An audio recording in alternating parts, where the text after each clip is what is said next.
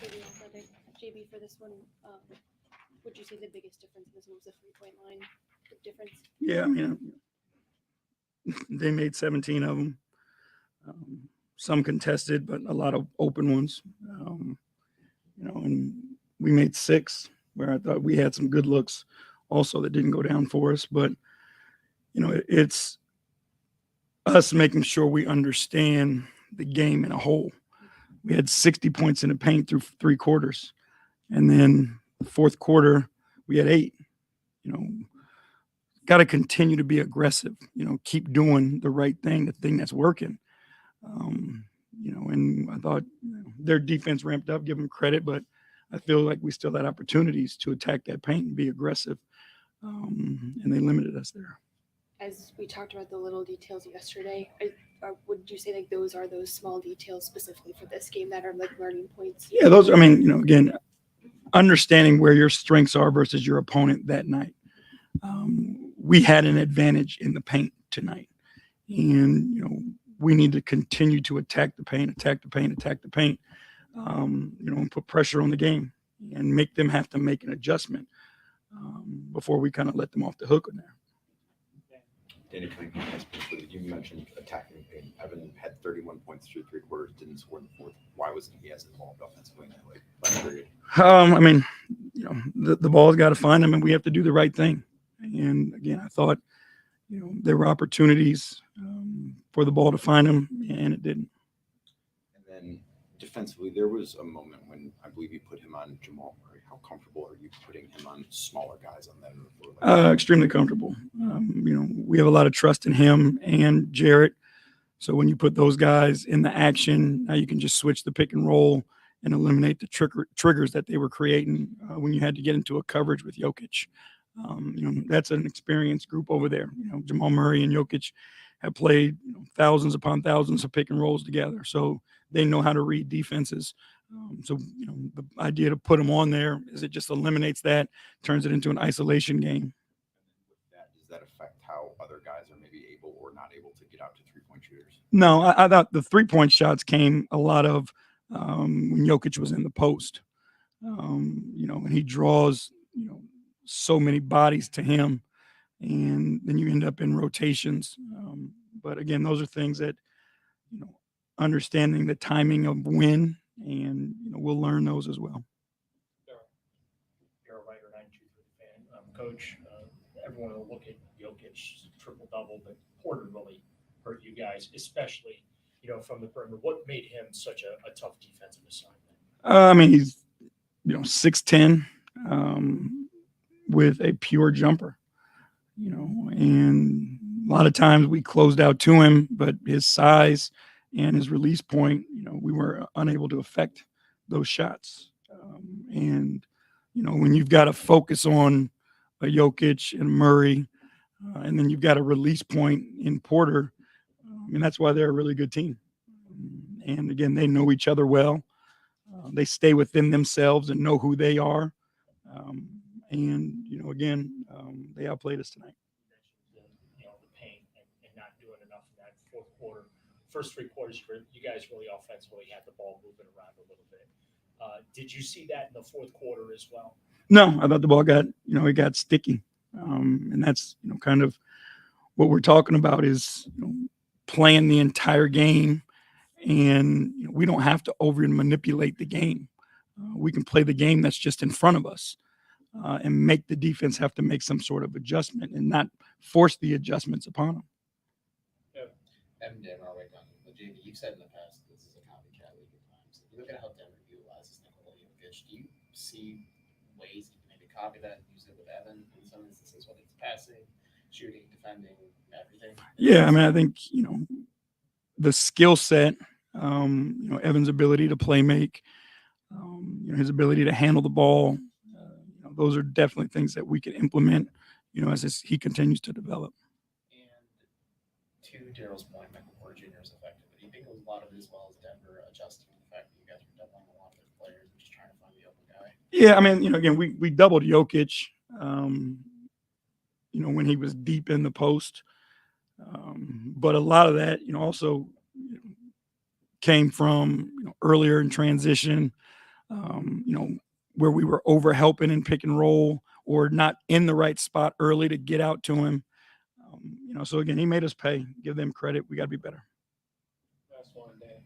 Did Danny not play tonight because of a matchup thing, or was it something else? No, again, we're just trying to figure out the right timing to get him in. Giving guys who have been playing those minutes. There's always the weight with him. The back-to-backs and those things as well. So, we're just trying to find the rhythm and the right timing to get him his minutes. There's no rep, coach. Thank you. Thanks, JB. Thank you, guys.